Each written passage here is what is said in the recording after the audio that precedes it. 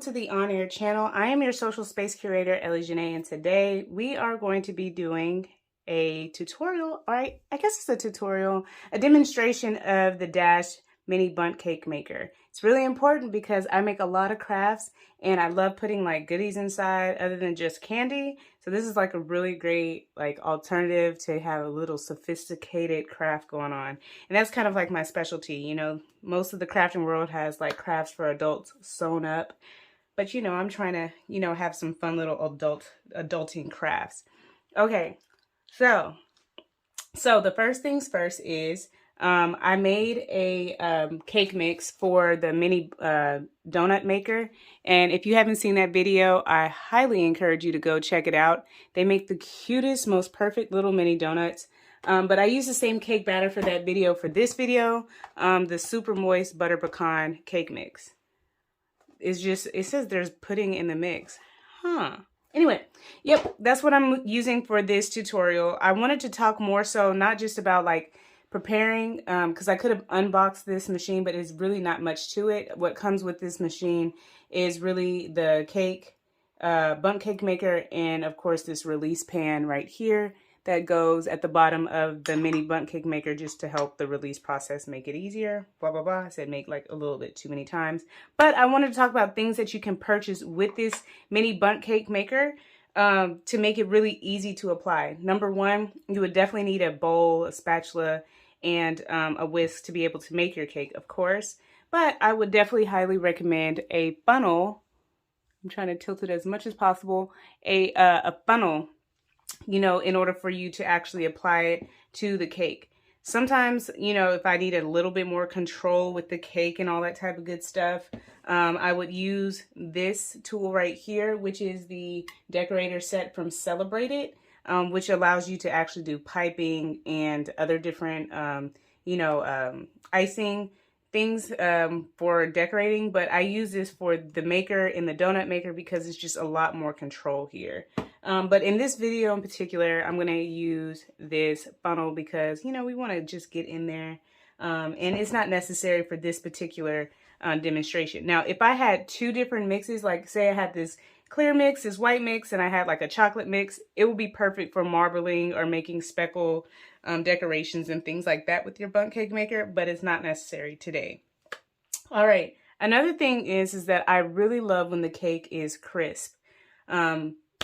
You know, in order to get that beautiful crisp bundt cake that you would get if you were baking in the regular oven, all you have to do is just add some butter. The butter that I have, it comes highly recommended. It's a imperial butter, salted butter, and it just gives it that beautiful cakey bottom, I guess to say. Without it, it does still give you a, I don't know, it still gives you a beautiful browning, but it's not as crisp as, you know, you would.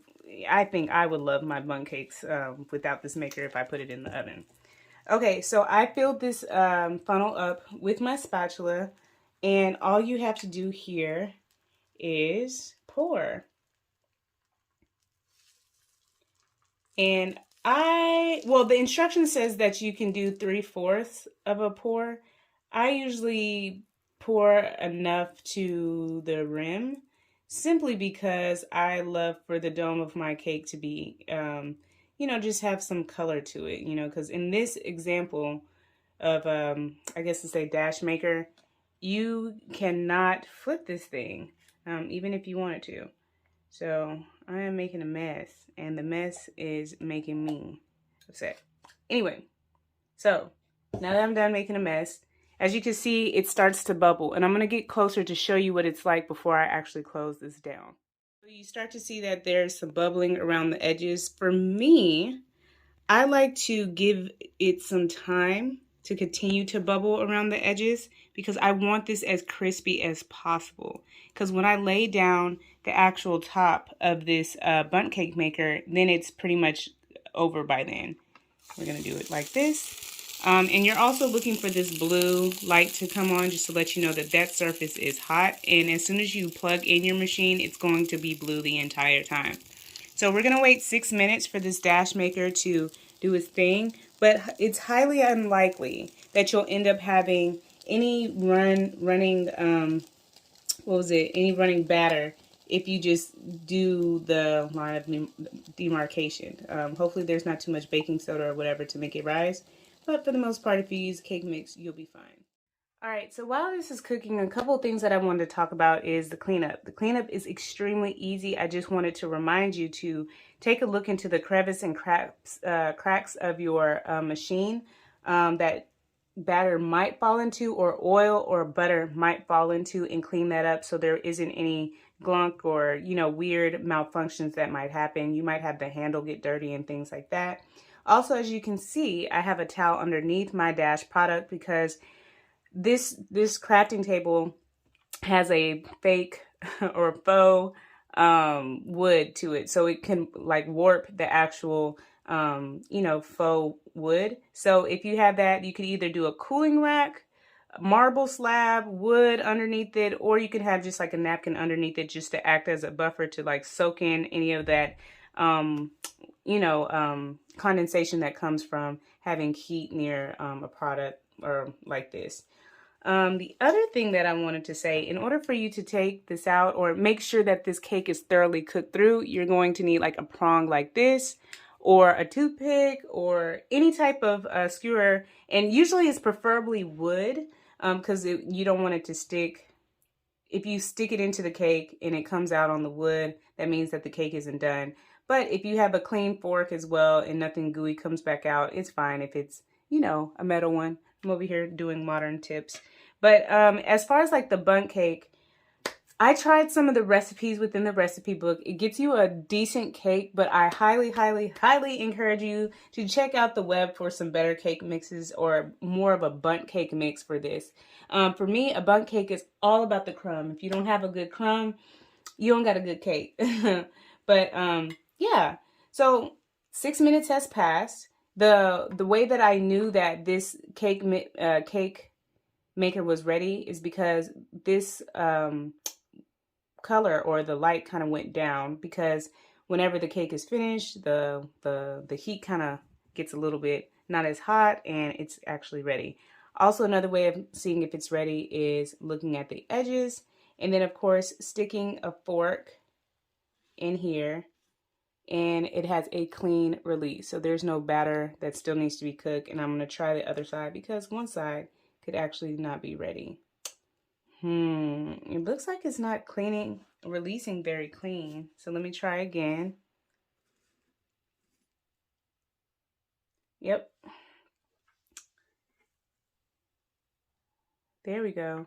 Okay, so as far as like the sides, it has some silicone. I'm just gonna let this cook a little bit longer because, you know, I just do not want this to look or flop on camera. I'm trying to do the first one the best time.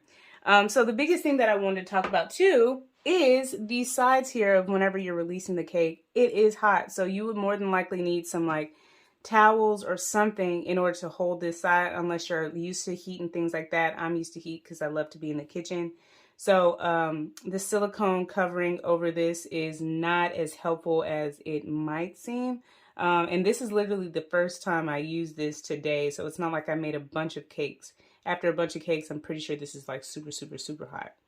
But nonetheless, this cake is ready, and actually me taking it out, I want to show you guys what it looks like whenever I take this cake out.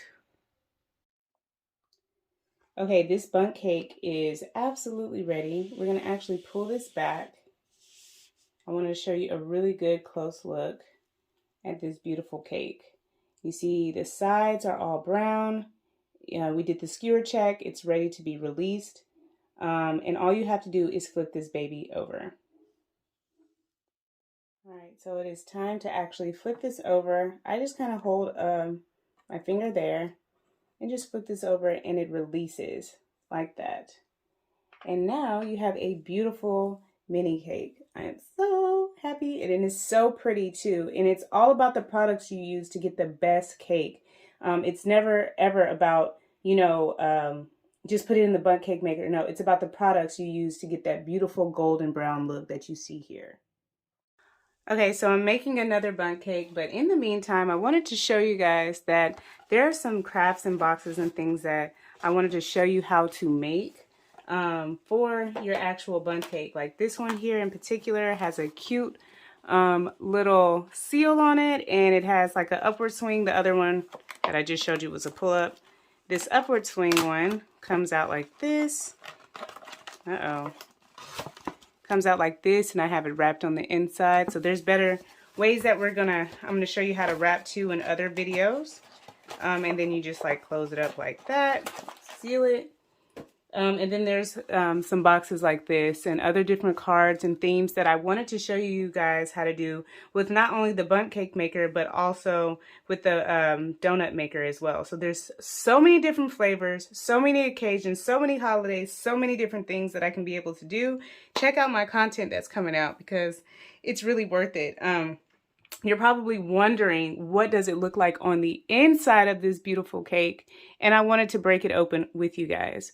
So all you have to do is open it up like this, and it makes a gorgeous cake all the way through. I think what's important to me the most is not only just the actual crust, and you see how beautiful that bottom crust is. The top is absolutely cooked through as well, and then the middle is also cooked through as well, which is very important. I love the middle part, and if you dip this in icing, it's next level. And there's multiple different ways on how to decorate your bundt cakes. I usually serve mine upside down. That's traditional, but it's really up to you. So in saying that, I wanted to say thank you for stopping by the On Air channel. I am your social space curator, Ellie Jņe. Please check me out on Pinterest and Instagram, where I show all of some quick little videos of ideas and inspiration. And I also share them in great detail here on YouTube as well. But, I am thankful that you came to see my video, and I'm going to go ahead and sign off. Let me know if you have any questions and comments and things like that. We have just so much detailing in store. So let's go ahead and get to it, and I'll talk to you guys later. Bye.